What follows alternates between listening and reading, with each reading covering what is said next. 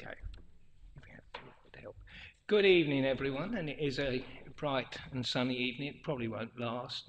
Wimbledon's only just around the corner, so we're probably in for a storm season. Welcome to everyone.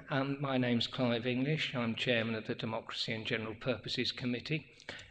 If there are any fire alarms going off, it will be a real fire alarm, as we don't have any drills scheduled this evening. Please remain where you are until the Democratic Services officers have established a safe route out of the building and hopefully come back and told us what it is. This meeting will be recorded and webcast to our watching audience of millions around the world. I mean, who'd want to be watching a European Football Championship when you can watch this instead?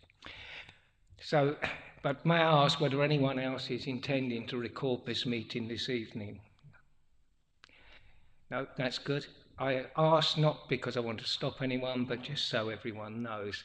Can members and officers please use their microphones when they're speaking and switch them off when they have stopped speaking? And can mobile phones either be turned off or put on silent mode, please? Thank you very much. So, without further ado, I turn to the agenda for this evening. First of all, apologies for absence. Not seeing anyone, so we shouldn't have any substitute members. Item 3, are there any urgent items? Not aware of any. Notification of visiting members, unless someone's online, we don't have any. Disclosures by members and officers. Councillor Gooch. Thank you, Chairman. I just thought I ought to mention that in accordance, item 16, I happen to be a member of the Twinning Committee, but that's not as a formal Maidstone Borough representative.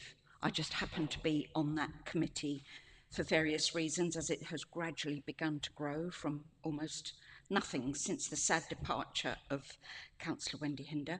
I am also the chairman of Maidstone Sea Cadets, but again, not formally as a Maidstone Borough Councillor representative. Therefore, I intend to take part and to vote. Thank you, Chairman. Thank you for the disclosure, but even if you had been a former Maidstone Borough Council representative, it would not constitute an interest. Councillor Sands. Thank you. Yes, it's regarding item 16. My wife is being nominated for one of the organisations. So on that particular part, on that element, I shan't take part or vote. And she'll probably go out of the room for that. Thank you, Councillor Sams. Could you try in future to speak a little clearer into Certainly. the microphone, because that was quite hard to hear. Right, again, for the public record, this issue was deeply researched by Neil Harris when he was head of Democratic Services at NBC. Some of you will remember him, and indeed will have seen him at the museum a week or so ago. Voting for a relative, friend, political colleague, or even yourself for an appointment to an outside body is not an interest. If a member chooses not to vote because they feel that's appropriate, that's fine, and Councillor Sams can make that decision.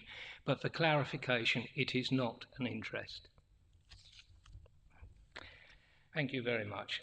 Are there any more disclosures? Item 6, disclosures of lobbying.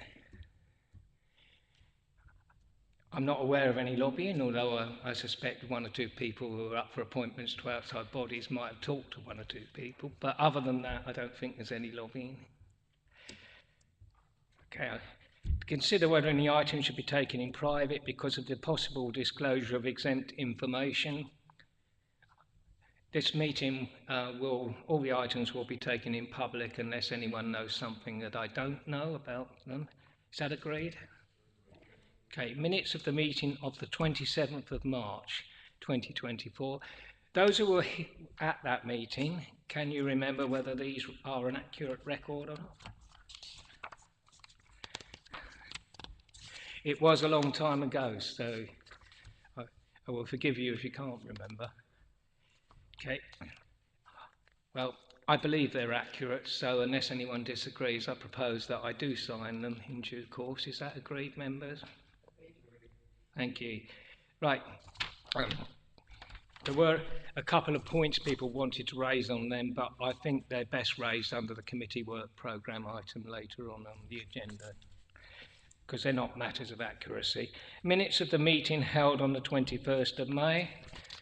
Nice short meeting. Are these minutes accurate? Thank you very much. Then I shall sign those in due course too. Presentation of petitions. I'm not aware of any petitions this evening unless I've missed them. No petitions. No question and answer sessions for local residents, if any. As we're not discussing waste bins, there don't seem to be any questions.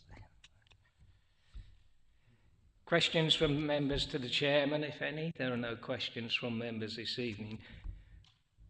I do look forward to that picking up in months to come. Committee work programme. The existing programme, such as it is set out from pages 5 onwards. It's short. I think Councillor Thompson wanted to raise a point on this issue. Thank you, Mr. Chairman. So, as one of the members present now who wasn't on this committee in the previous session, I note with interest the items in the minutes on pages 2 and 3 that indicate that certain development topics were to be undertaken, but it seems to me with the brevity of the notes here, I would firstly like to know a little bit more about them and to see that they are brought into effect in short order. So with your aid, Mr. Chairman, particularly the penultimate bullet point on page 2, it's raised that there is a budget available for councillors that could make use of outside organisations to pursue training of their choosing. You've told me outside of this meeting that that budget indeed does exist, but it's not understood by members. Certainly it's the first that I'd heard of it.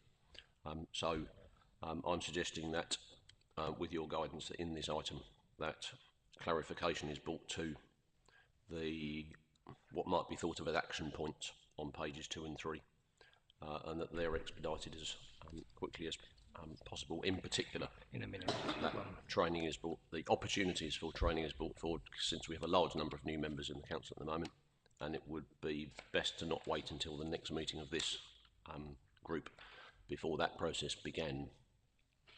And I value more experienced colleagues' views on how some of the other points that are noted briefly on these 2 pages can be put into useful effect. Thank you, Mr. Chairman. Thank you, Councillor Thompson. I think there's quite a number of different issues here, I think, and Ms. Waterhouse would like to sort of break them down to a certain extent. Angela? Thank you, Chairman. So yeah, this committee has got member training as one of its responsibilities. So at its last meeting of the year, last municipal year, it considered the training programme. As a result of the input from the committee, we have put in place a training programme. So we changed our member induction to 2 sessions in an evening to make sure more members could attend. We also included the training on Nolan principles following feedback from this committee. We have moved some training that was planned for June, July because of the general election being called, but so there is a training programme in place. We are letting people, we have told people about it. We'll ensure it's advertised. With regard to the budget that's available is for the whole training programme for all councillors, and I think it sits at just under £10,000. So it's not a huge amount if we're also putting on bespoke training as well. What we've suggested is members come forward to Democratic Services if there's things they'd like to go on, and then we can make a judgment, either bring it back here or talking to the chairman and others, decide what's appropriate. We haven't been inundated with requests in the past, and we haven't overspent on that budget previously. We're usually underspent. However, you're right, we have a large influx of new councillors. We're also taking care to send training to new councillors from external places like the Local Government Association. So you'll have seen this week I sent an email telling you about 3 different sessions the Local Government Association were putting on, 2 of which were really aimed at new councillors, and they're free. So we'll make sure members are aware of those, and we're also working quite closely with the Cabinet to identify what training they require and what support, and I know we've had some discussions already on that. So there are things in place and things happening, and things like the suggestion that we pick up the equality, diversity and inclusion training, that's being looked at. So once they're set in place, we'll make sure they're well advertised, people are made aware, but this committee did agree a programme and we're taking that forward. So we're not sitting on anything or waiting, because you're right, we wouldn't want to do that with especially with new members, but I'm quite happy to put an email out to all members just to remind them there is a budget available, here are some resources, and come and talk to us if there's something you want. Is that helpful? Okay. I think that would be useful, because members are very bashful, I think, at actually applying for that training that does exist. There are a couple of things that probably were put off because of the general election, but which are probably outstanding in terms of overview and scrutiny skills, and how to use the Constitution appropriately, which are not necessarily as pressing as some of the others, but they do need to be arranged. So what I would like to, the chairman and vice chairman of this committee and the committee members can probably work with you to evolve this programme over the next few weeks, and that doesn't have to necessarily be a formal agenda item, but I think we should put it on the next agenda item just to check where we got with progress and whether all members are satisfied, or at least a vast majority of members are satisfied, because there's always going to be one, isn't it? And see where we got with that. Is that satisfactory to members? Councillor Cook. Well, thank you, Chairman. Just a couple of observations, and I think Angela summed it up really nicely to start with. And if there is training that people want, then they just need to ask, and don't be shy. But which is your comment there. I do think there's a couple of things that we need to encourage members to do as a matter of urgency. One is the planning training, because we have so many new members. The pool of members available to sit or substitute for other members on planning is rather small. So I think there's some urgency that needs to be applied to that. I've always thought that I prefer the carrot to the stick, but I think that there are some areas where we ought to maybe suggest to members it would be good for them to do some training. I think standards, for example, and what is expected of them. I know we do some of that in the induction. Have we covered that in induction? No, if you want. Okay, all right, but okay, that's fine. No, I hope I know. I hope after. I hope I know. The other thing in terms of that area, there was a third one I was going to mention. I can't think of it for now, so it couldn't have been that important. So thank you, Jim. But and licensing. Oh, is and even licensing. More pressing. Yes, because that was mentioned to me by somebody else who's in Corfu We've got 5 members trained on licensing our committee out of 13 to actually do hearings, and that's pretty tight. Members, is that report noted with the updates that we will inform members of the training budget that exists and the opportunity to apply for it, and work together with a committee to solidify the programme before the next meeting, when we will report back on progress. Right, that brings us quite nice segue to the reference from the Ordinance, Governance and Standards Committee, following on from the previous conversation on standards. In a way, this is a somewhat disappointing situation, because there was a lot of time spent by the Kent Secretaries Group, representing all councils, principal councils and and representatives of parish councils looking at the member code of conduct and arrangements for dealing with councillor conduct complaints. The changed document really is pretty similar to the old document. There are no substantive changes except a few grammatical ones. That's probably because it's actually quite hard it was quite hard to put in some of what parish councils in particular and some principal authorities wanted, which was sanctions for non-compliance with the standards regime, because there aren't any, primary legislation doesn't actually allow much by way of sanctions, so it couldn't be put in. So what we see here, and which went to Audit, Governance and Standards Committee, to look at, because obviously they're the responsible committee for doing standards hearings via subcommittee when they do come up, is essentially the document that went to them, and they've looked at it and passed it on to us, essentially saying that they're fine with the document, but we need to assess it because we're the guardians of the Constitution, and therefore we need to have a look at it before it goes to Council. Any questions or comments? Mrs Woodhouse, would you like to add anything at this point in case I've missed something important out? Or Ryan? Okay, so I think key point is that AGS have, they made several recommendations, but one of those was that they agreed to recommend to Council these two documents, the Member Code of Conduct and the revised arrangements for dealing with councillor conduct complaints. So that is going to Council.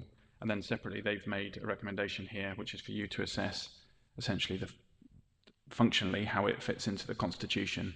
So it's not really the content of the Code of Conduct or the revised arrangements for dealing with council conduct complaints that you're considering. It's how we put it into the Constitution.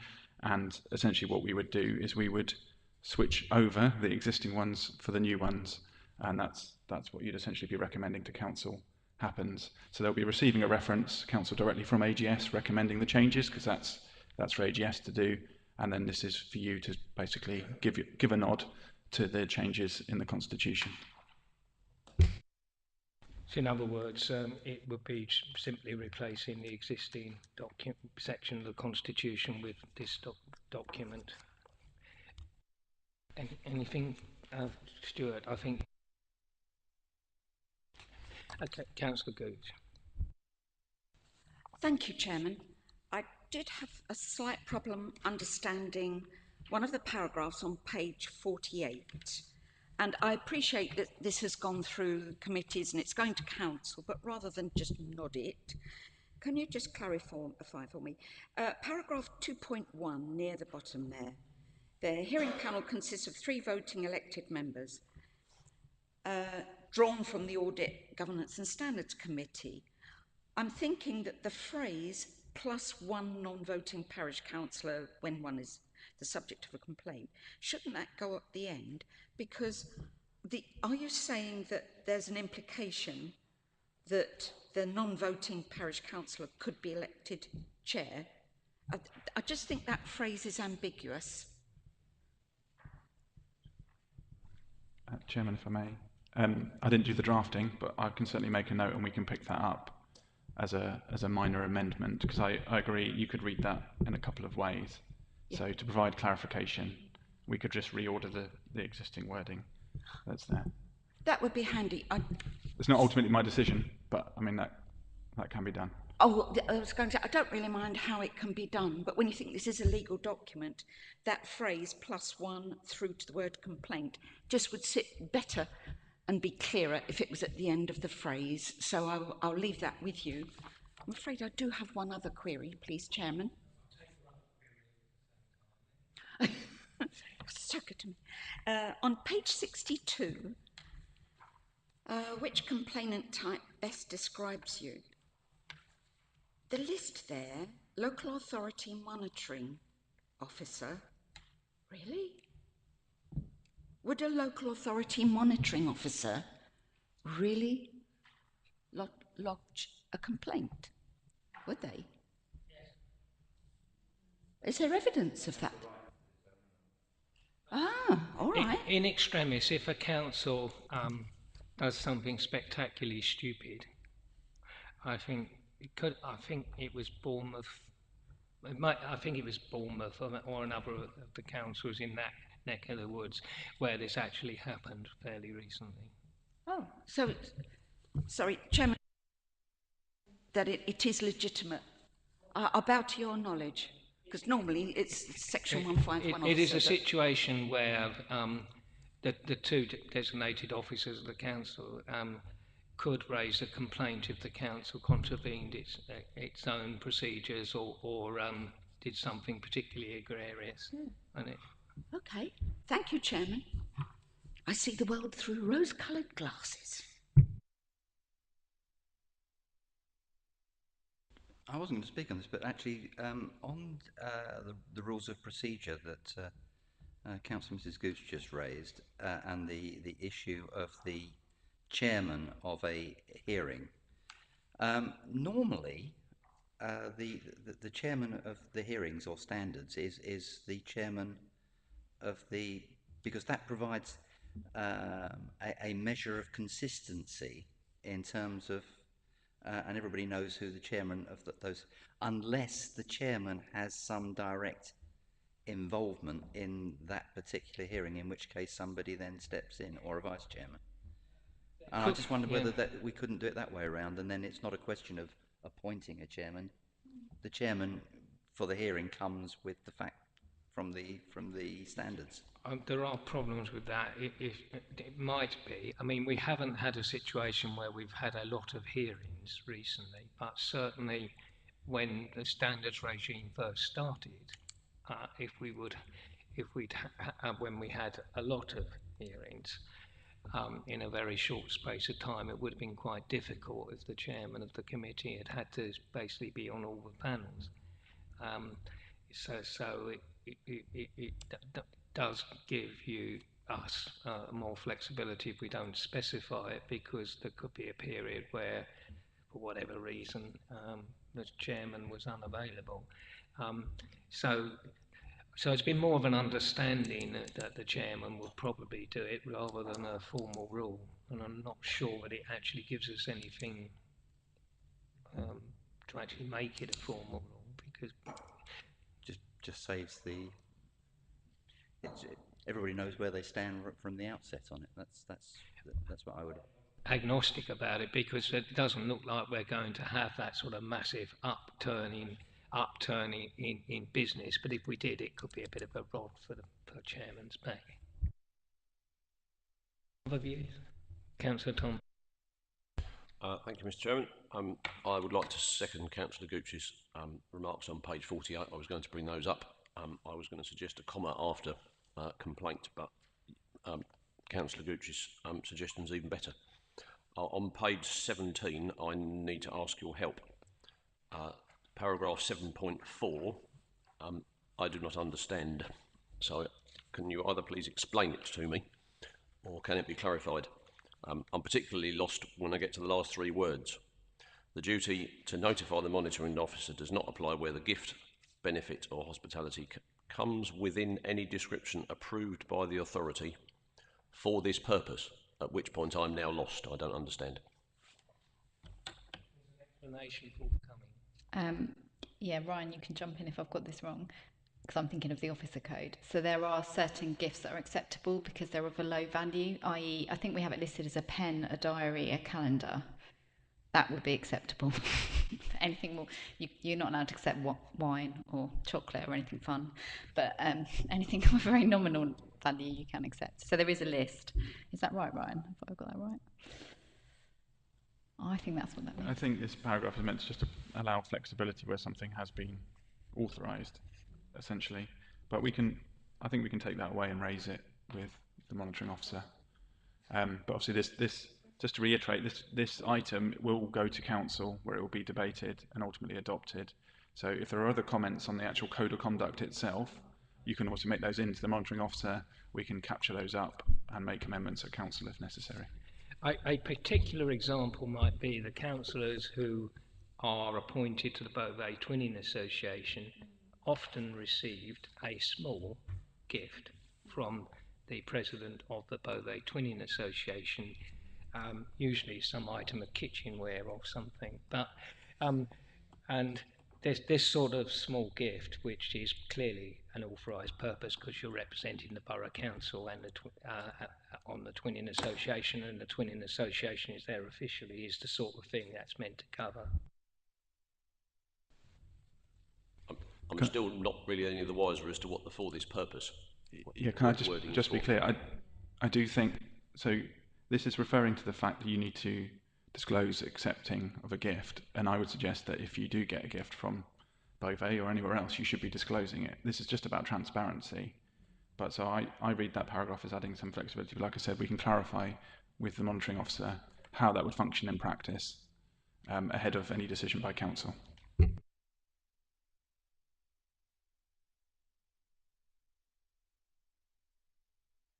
Yeah, the interpretation has always been in the past that because the value was so low, it usually comes in about a tenner. It was hardly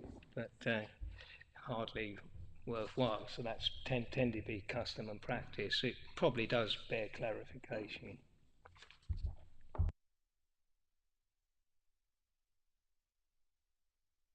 Any other comments?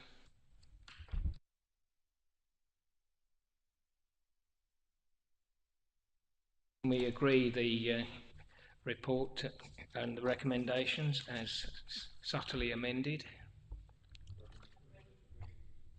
Thank you very much, members. Right, there are no reports from outside bodies as such. Haven't been many outside body meetings in the last few weeks. Everyone seems to be a little busy, I can't think why. Which takes us on to item 16, outside body appointments, which we have quite a few of, one way or another. Because of the nature of disclosures earlier, and because we do have some contested places, I am going to take these in order. So, starting with, yes, I'm going to do that. Starting with the order on the paper, I just want to ask whether either Mrs. Woodhouse or Mr. O'Connell has anything they want to say by way of introduction on the report. Okay, thank you, Chairman. So first of all, I'd like to draw members' attention to option 1 on page 73, and you will see that there is a 3.3 there, which also needs to be included in the recommendations on the front page. So there will be an additional recommendation that Council be recommended to expand the Maidstone Street Pastures Management Committee to the Pendledon Heath and Fountain Oakwood ward members. So that would make 4 recommendations. And then this report is essentially broken down into 2 main elements. There are the changes to outside bodies, which are set out in paragraphs 2.1, 2.2 and 2.8. So those are that the allocation of outside body vacancies between cabinet portfolios and this committee, as in who administers them, is amended to reflect the actual practice that we have, where some of those were already allocated to cabinet members as they were last year. So we actually need to amend the constitution to reflect that correctly. The second, in 2.2, is that the Upper Medway Internal Drainage Board have its membership changed, its membership restrictions changed to being to appoint cabinet members, and that's for the reasons as set out in 2.2. And then I would like to draw members' attention to the fact that should the amendments be agreed, which reflect current practice, then the Maidstone Twinning Association will have the number of vacancies impacted. So just to be clear on that, there are 4 vacancies on the 4 positions on the Maidstone Twinning Association. One of them is currently filled by Councillor Cadker until 2026, one of which would be assigned to a cabinet member via their portfolio, and then 2 others would then be the 2 vacancies that we've advertised, and we've had 3 nominations for those. And then 2.8 sets out the proposed change to Maidstone Street Pastures Management Committee, so it's opened up beyond High Street Ward as it affects the town centre more widely, so that it allows High Street Ward members, Pendledon Heath and Fountain Oakwood Ward members to apply for it. So there's changes to the cabinet and DNGP distribution set out in 2.1, changes to Upper Medway Internal Drainage Board set out in 2.2, and changes in 2.8. If the committee are amenable to those changes, we then would come to the appointments to the outside bodies, where I would ask the committee to consider the nominations we received. So that's one nomination for one place on the Cutbush and Coral, one nomination for one place on the Kent Downs A&B group, and then 3 nominations for 2 vacancies on the Twinning Association. Thank you, Chairman. Thank you. In terms of options, I think I would like to suggest that we do need to make some adjustments because, if only because in terms of the Maidstone Street Pastors Management Committee, it is going to be impossible to find an appointment from High Street members for a number of reasons. One of, in particular, I have asked Donna, who was eligible, and she declined, and Dinesh isn't eligible because of the particular religious bent of the organisation having a Christian basis. It has to be someone who has a Christian background. I'm not particularly happy about that, but that it is their criteria. So we can, as Dinesh is a Hindu,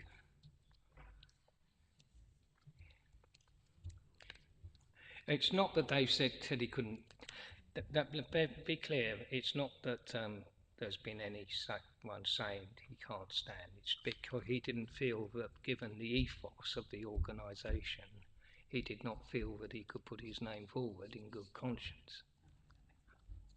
So let me be clear about that. And because they have a Christian ethos and they make that explicit, he did not feel that it would be right for him to put his name forward, and therefore he said he wasn't eligible, not they said he wasn't eligible. So, and in any case, I see no reason, personally, as a High Street Ward member, why we should be defining the town centre as merely being High Street. It's not. It includes a large part of Penedon Heath Ward, and it includes a large part of Fanton Oakwood Ward. So I think on all sorts of grounds, it makes sense to open this appointment up, re-advertise it to a wider number of councillors. Councillor Good. Thank you, Chairman.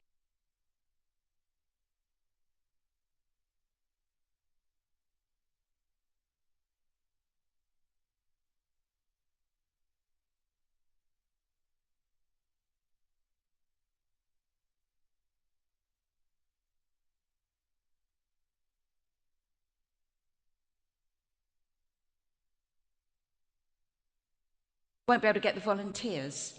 Have I misunderstood? Put me wrong.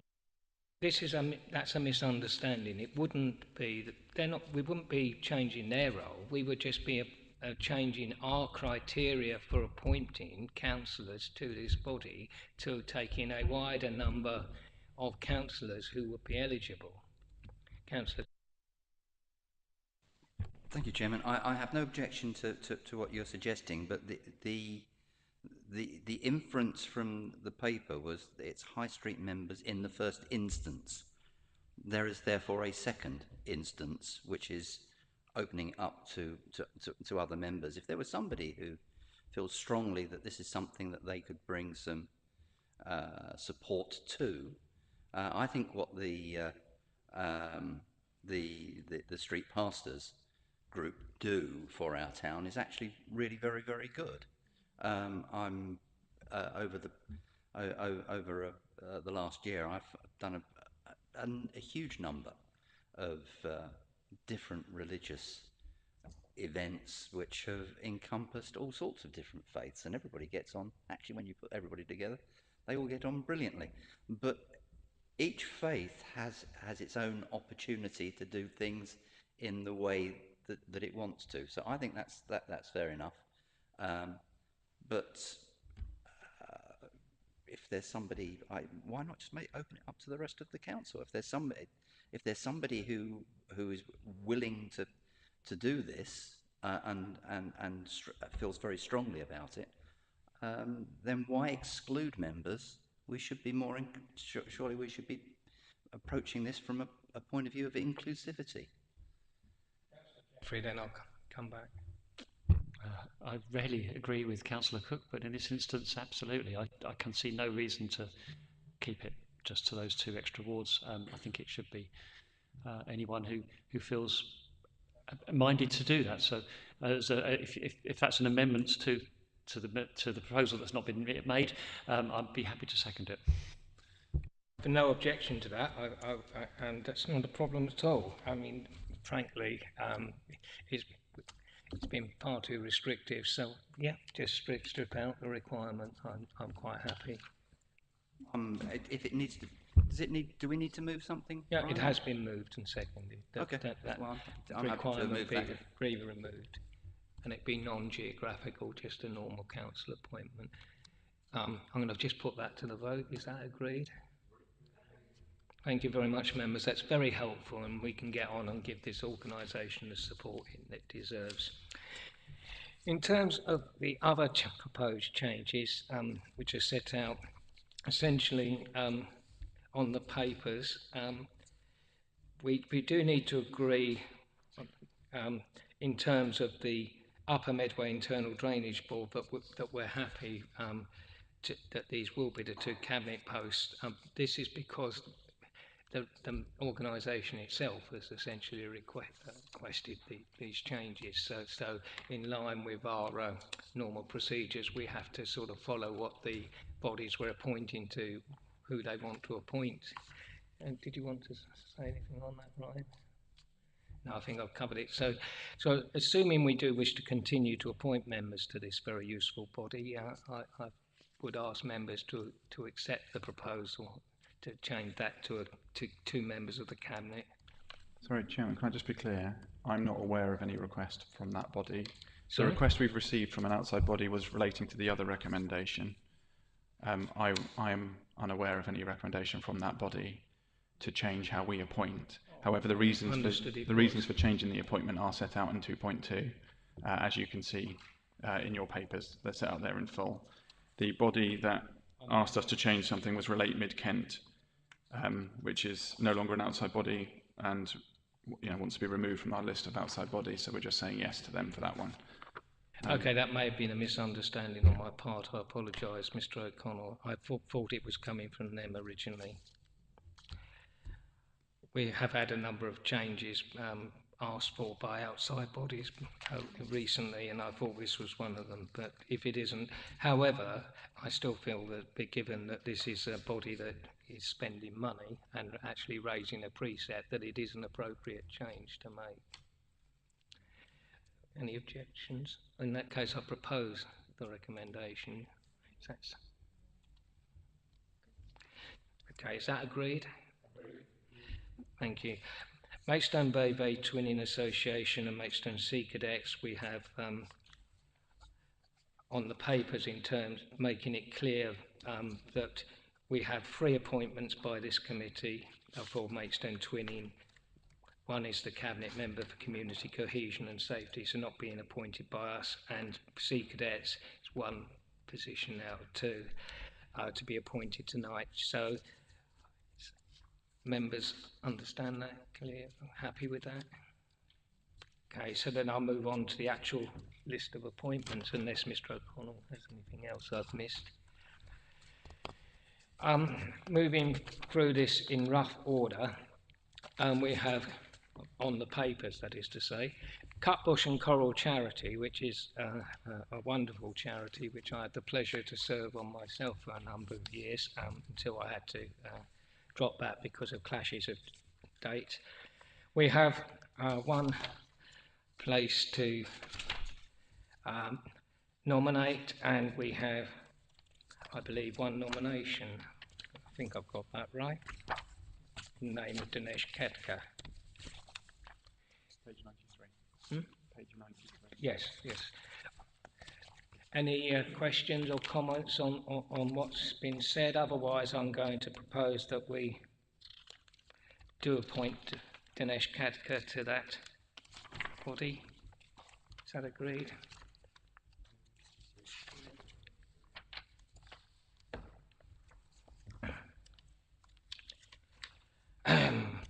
Howard de Warden Centre charity. Do we know who the retiring member for this would have been? Whose vacancy it is? Because there's more than one appointment to this. I don't have that information to hand, Chairman, but we don't have a nomination for that. No nomination. No, I just want to check who would have been the retiring person. Do we know? I don't have the information to hand, I'm afraid. I can have a look. This could have been Councillor Cox because he resigned from it, didn't he? And the vacancy wasn't filled at the time. Yeah, so that would have been Councillor Cox because he resigned from it, and that vacancy wasn't filled at the time. Councillor Jeffrey. Just a quick question, really. On page 75, it suggests it should be somebody from Grove Green and Vinters Park Ward. I thought the Howard Warden Centre was in Pennington Heath Ward. Sorry, say that again. I thought the Howard Warden Centre was in Pennington Heath Ward. Has it moved? I'm sure I used to live next door to it. It is in Pennington Heath Ward. Yes, so I just wondered why it went to Grove Green rather than Pennington Heath first. It should say Vinters and Grove Green. The original appointments for that were councillors either from North Ward or East Ward.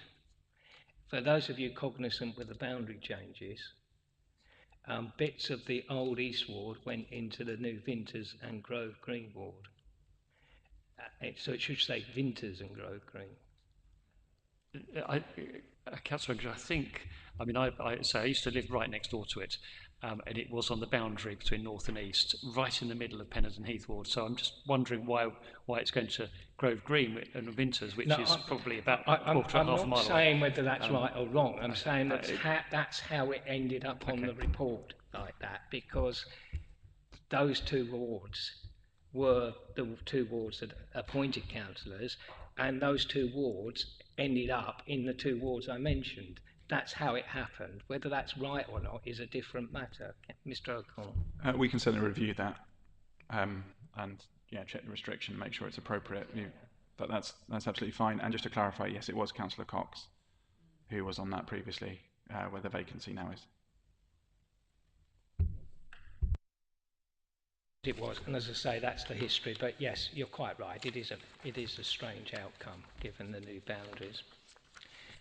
Okay, so moving through there to Kent Downs AO&B Joint Committee. This slightly for a curveball in. Did you want to say anything on that, Mr. O'Connell? Did you want to say anything on that? Only that there is one nomination for one position, which is on page 94. Yes, that as we say, there is one nomination to be made by this committee. We have one nomination in the name of Councillor Janetta Sams. Councillor Gooch. Thank you, Chairman. If it helps, having knowledge of the kind of work that Councillor Janetta Sams does, I've always found her extremely competent, and I think she would be, and I really think she's shown a lot of enthusiasm in the way that she's put her name down. I know that she's the only person that has put her name forward, but I would just think it's a good application, and I would certainly recommend that we go forward with her recommendation and accept it. Is that seconded? Councillor Jeffrey? I don't see any other nominations by this committee, so all those in agreement? Agreed. Maidstone Area Arts Partnership. No, we're not. No nomination at this time, so we'll re-advertise that. Maidstone Sea Cadet Corps. Councillor Gooch, you're on that. In what capacity were you on it? As a borough representative? Oh, I'm sorry. I was just lost because I was going through each of the nominations from 93 onwards. But to answer your question, I beg your pardon, I'm chairman of Maidstone Sea Cadets. Does that mean you're automatically on it and don't need to be appointed by the Borough Council? Or don't need to be appointed by the Borough Council at all. And I could, if I wanted to resign tomorrow, I could. Okay, please don't. But I'm I just struggling. wanted to check. Obviously, we would have had an expression of interest elsewhere, but said person is already automatically on it. So we have a vacancy. So that's to be re-advertised. Maidstone Street Pastors, we're widening that out. Maidstone Twinning Association. If only we could spread these out. So we have 3 nominations for 2 places.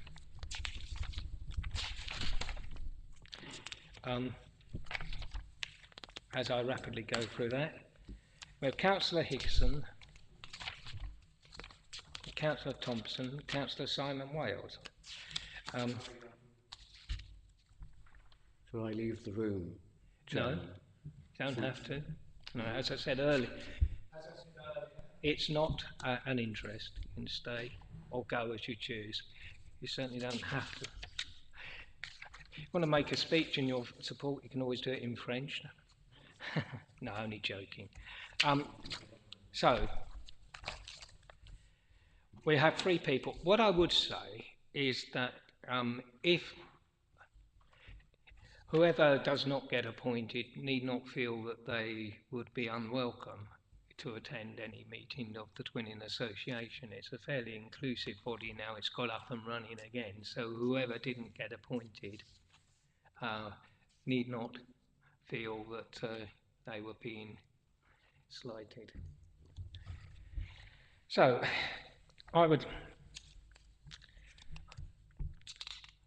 I think that I've got 3 nominations. I've got 3 people. It's rather awkward because I've 3 people from my own group here. So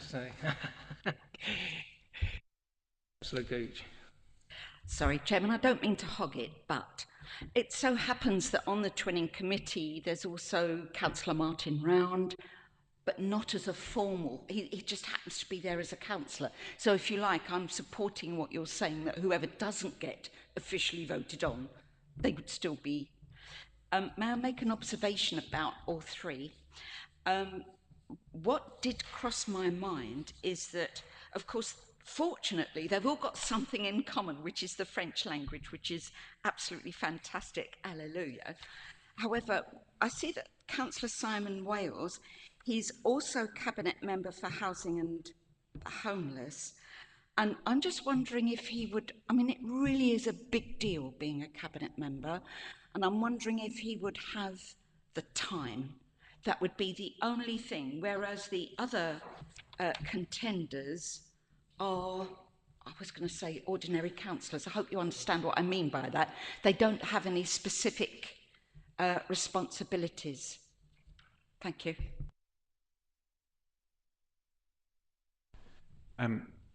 Whatever the committee decides here and now, would you like us to contact the Twinning Association and find out whether they would take an extra member? I'm not sure they would take an extra member. Because we could do that, even if it's on a temporary basis, while we've got an oversubscription of members, we could put all 3 forward. Pardon butting in, Chairman. I think that would be a really good idea because I am wondering how I can still be on the Twinning Committee, wondering how I can fit it in with the other stuff I do. And frankly, I would welcome the opportunity to see such strong enthusiasm from fellow councillors. And I do think that your suggestion is first class. Thank you very much for that.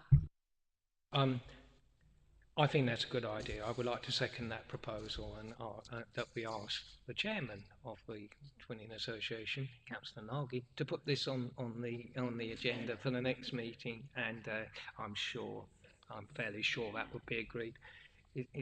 Councillor Thompson? Yeah, can I just say I think that's probably an excellent suggestion. The other 2 candidates are clearly very well qualified for this role, as I was suggest am I. When I occupied a similar role in Watford all those years ago, the Link Committee, as it was called there, seemed to grow exponentially at every meeting, and they eventually had about 50 or 60 people on it. No, I'm not. I'm not actually suggesting that. That's merely an observation. Thank you. Councillor Jeffrey. Yeah, I'm happy to agree with that. Although I'm just to say I'm a little disappointed that we don't get the opportunity to have a full hour-long interview with each of these applicants in French. That would have been good fun.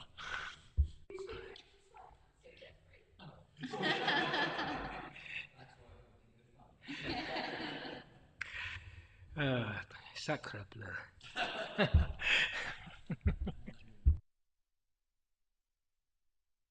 That we ask the Twinning Association if we can appoint all 3 members.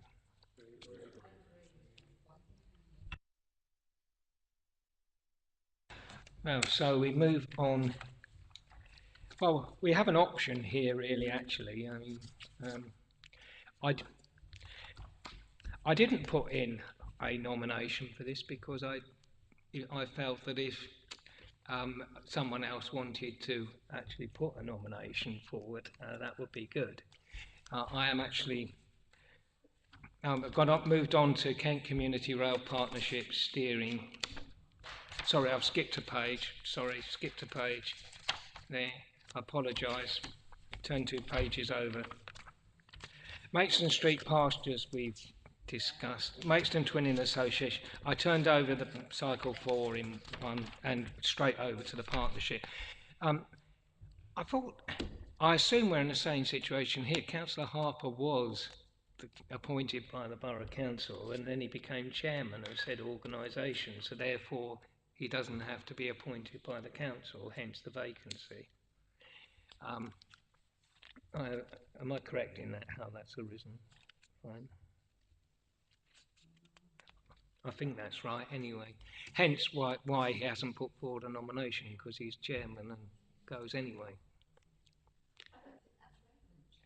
Sorry? Pardon, Chairman? No. I don't think that's relevant. It isn't, I'm just saying why? that that's how we got to not having a nomination, I think. So if anyone is interested, with Councillor Jeffrey.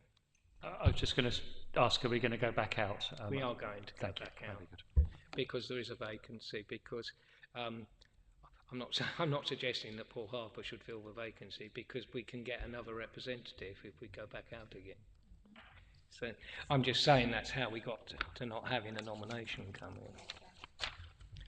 in, which, as I've sort of half started, is the same situation with Kent Community Rail Partnership.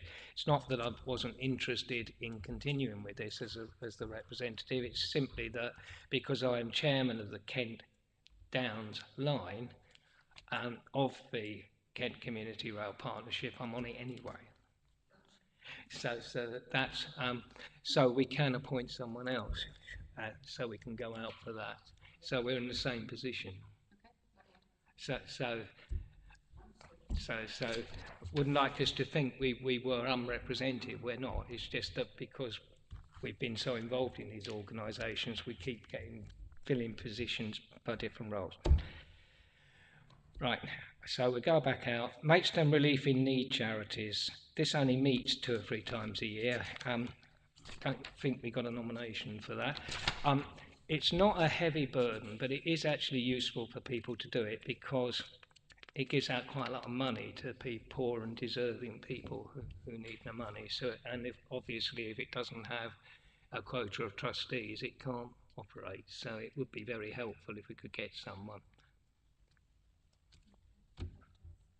Excuse me, Chairman, may I just make a comment about this particular one?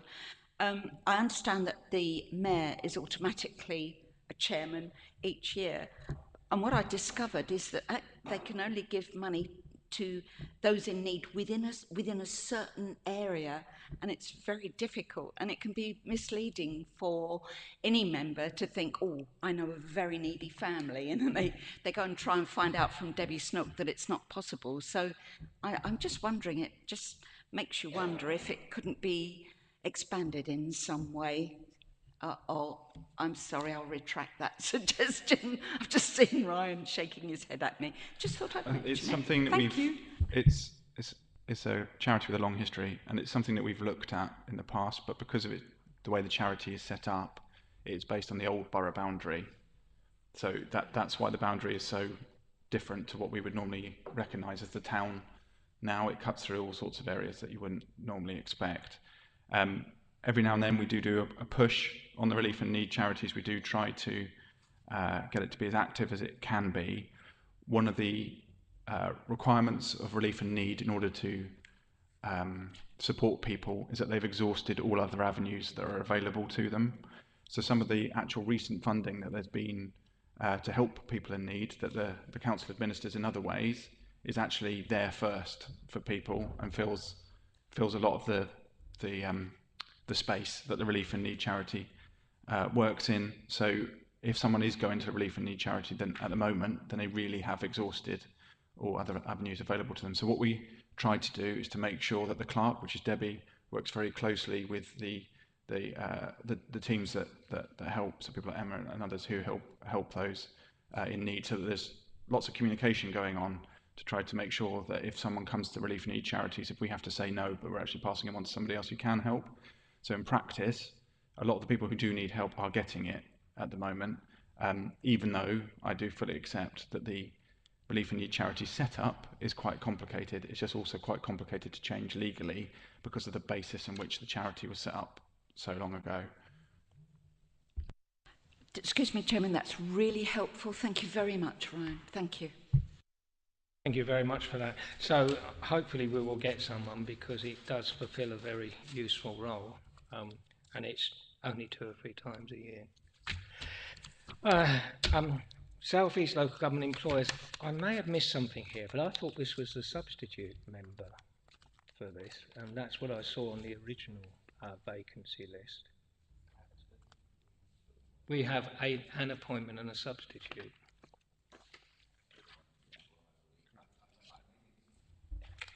You, Chairman, my recollection was that we actually had 2 members, because you were one of them, Mr. Chairman, and I was the other.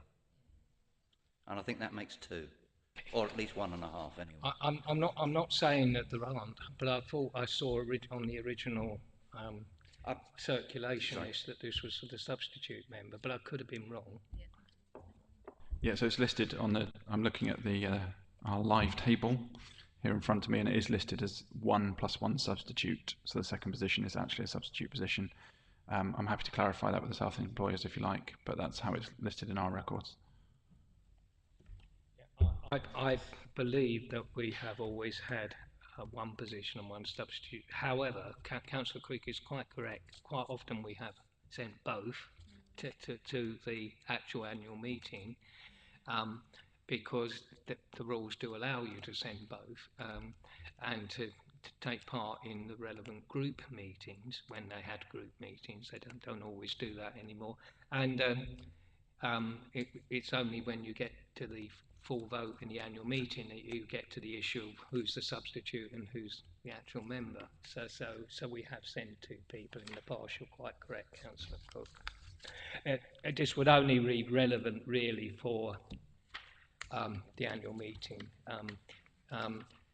Currently, this could change, of course. The substitute can't substitute unless they can't substitute for the executive, because that's you can only be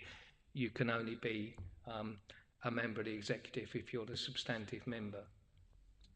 So basically, it's the annual meeting and maybe another meeting at a 6-month period. They sometimes have a 6-monthly meeting. Any questions? Yeah. They have generally, that's more of a seminar than a meeting, the 6-monthly meetings. So it's more of an information on the local government pay settlement issues in local government, labour relations and so on. So more of a seminar than a meeting, but it's quite useful. Councillor Cook has contributed significantly to said body in his role as a KCC member on it in the past. They actually do they have a scheme which is the through the membership, which is the South East Employers Charter, and then you have Charter Plus, which is where a local council can demonstrate how it meets the criteria that accomplishes that. I mean, I think in this day and age, that part of that is a big part that the South East employers look at is the training that we do and the issues around the inclusivity and diversity, etc. My question, through you, Chairman, is has Maidstone participated in that scheme at all or not? Chief Executive, I think it was about 3 months ago, because this was reported to the South East Employers Executive, which I have the honour to serve on, has held discussions with South East employers about what training provision they could provide, because they do quite a lot of training provision. It overlaps a bit with the LGA in some areas. But they do, for example, training on committee skills, chairmanship skills, presentational skills, forensic questioning, all those sorts of things.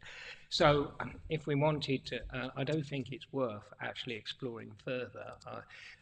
As it's been raised, I didn't want to raise it myself because it would look a bit self-interested as an executive member of South East Employers to raise it. But I think it is worth exploring further the training provision that they could give us, as well as the LGA, because they're essentially cover some of the same areas, but their expertise on some areas, HR, for example, is obviously greater. Can I just ask a supplementary question to that, which it's not directly, but it relates to that. Do we, as a member of SEE, pay an annual fee? And what is that fee, and what do we actually get for that? We do pay a fee. I'd have to look up what it is. It's not large because district council fees are relatively small for it as compared to county or unitaries. What we get mostly is lots of communications to our various departments, particularly on HR, employment issues, local government pay settlements, various technical advice. Mostly that goes to the relevant officers. Also goes to various people in the training department in terms of training. I have passed on occasion particularly relevant things that are member related to various officers in the council in turn.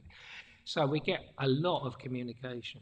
What I don't think we've particularly done as an organisation is take them up much on their training provision, and I think we could explore that a lot further.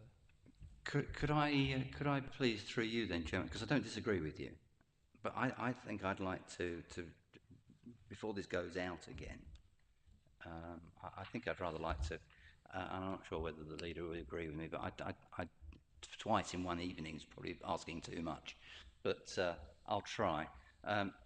Just to have a more general look at the relationship between Maidstone and SEE. We are paying them money. I'd like to know what we are paying, what we get for that, whether we are actually getting value for money. This is the Maidstone pound I'm thinking about here. And then and from that, what opportunities there are to derive additional benefits for ourselves. So if we could take it forward on that basis, I think I'd be a little happier than just the training element. You picked up on the training element because we were discussing it earlier in the agenda, Councillor. So, Okay. but yes, I'm quite happy. In fact, I'm delighted to take it forward on that basis. So, any further comments? Otherwise, that's agreed. So that will come back to the committee on that basis. Yes. Thank you. Following a discussion on opportunities and benefits and disbenefits. I think that's all of the outside bodies for the moment, unless I've missed any. That brings us on to everyone's favourite subject, and I am missing former Councillor Pearl at this point. It feels odd to be discussing constitutional amendments without him. Brings us on to constitutional amendments, recommendations. On page 98. I'm sure he is.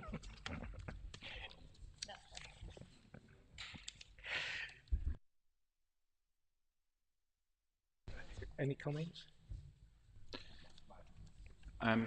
Okay, members, so I would draw your attention to paragraphs 2.3 and 2.4. If I deal with 2.4 first, the minor amendment, correction by the monitoring officer, which is for noting. I've helpfully had a slight error pointed out to me, which will make a lot more sense. So it should read Part C1, Rule 18.2, reference amended from, rather than to, from 18.4 to 18.3 as the correct rule. So it's a minor amendment because it's just a correction to something that was obviously wrong within the document.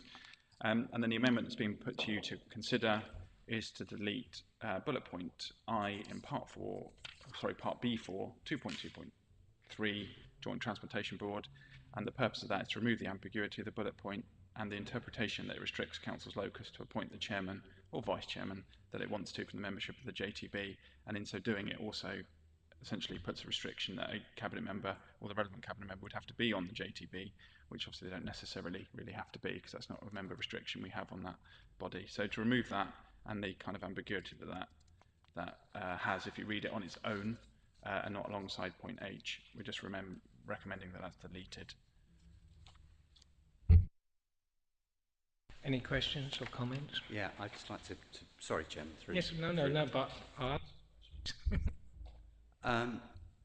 so the ambiguity is what at the moment? Because I didn't quite get that, Ryan. I'm sorry. That's okay.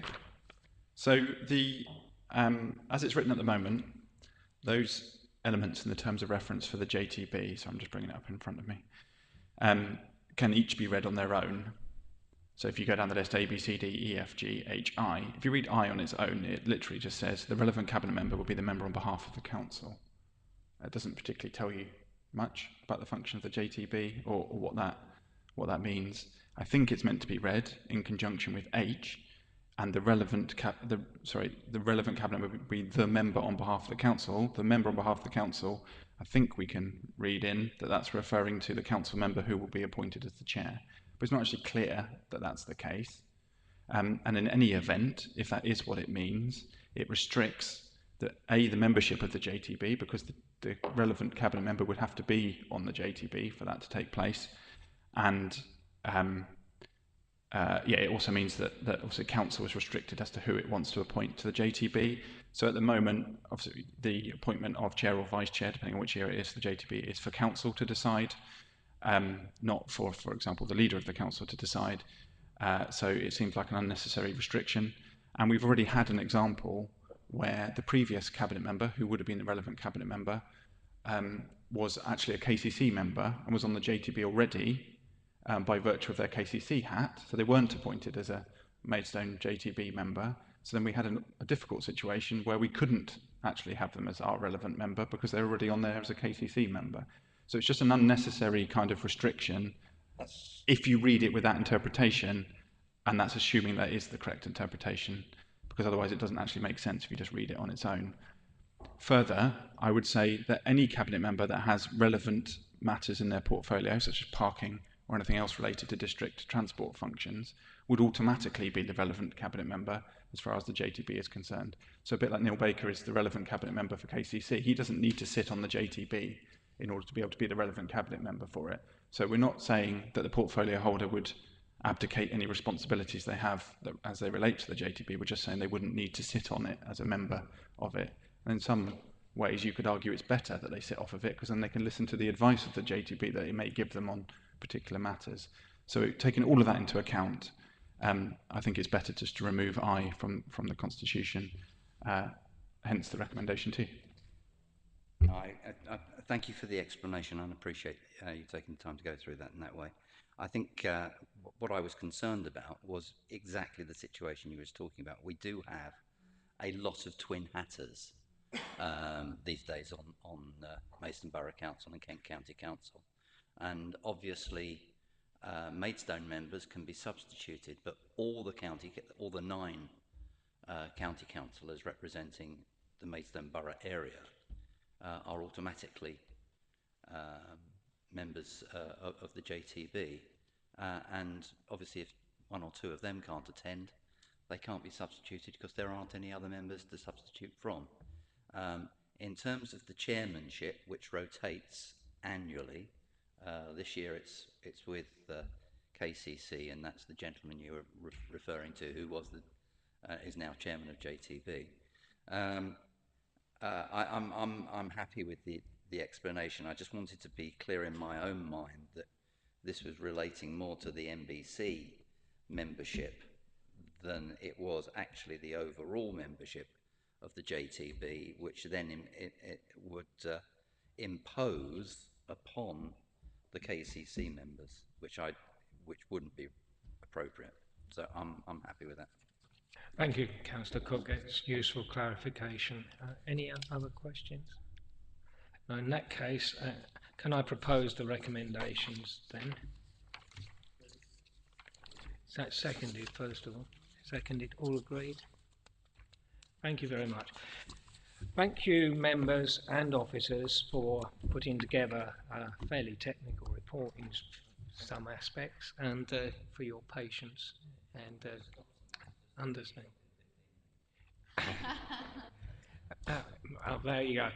How much will they lose by tonight, one wonders?